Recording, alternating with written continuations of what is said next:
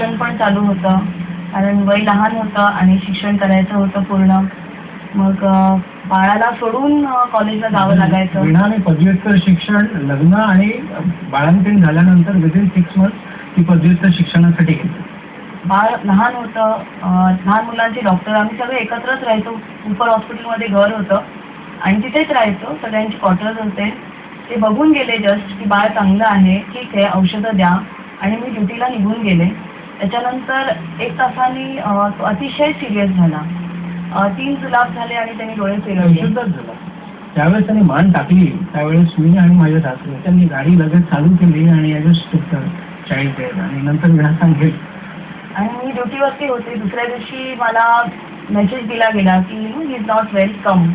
तर बरीचशी तिथे खूप कामं असतात. नायर हॉस्पिटलमध्ये होते मी आणि ते लगेच तुम्हाला सुट्टी देत नाही. 2-3 तासासाठी सुट्टी मिळते. As a resident you are working 24/7 on the campus. त्यामुळे त्याच्यातून 1 तास त्यांना सुट्टी मागितली तर ते म्हणाले काय नाही, एखादी उलटी झाली, 1 जुलाब झाला तर लगेच आई-वडील घाबरतात. काही नाही होणार, काही गरज नाही आहे, तिथे डॉक्टर आहेत ना सांभाळायला, तर जाऊ नका, there is no need, we need you here. तर त्या परिस्थितीत मग 7 दिवसांनी मी बाळाला पाहिलं. बट ऑलमोस्ट आम्ही बाळाला वी हॅड लॉस्ट.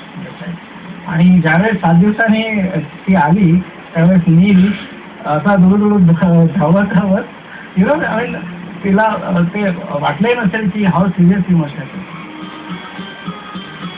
डॉक्टर पतीची साथ हे विधिलिखित असलं तरी त्यांनी केलेली सेवा मात्र पक्की करते विवाहाची रेशीम गाठ. आता आपण नुकत्याच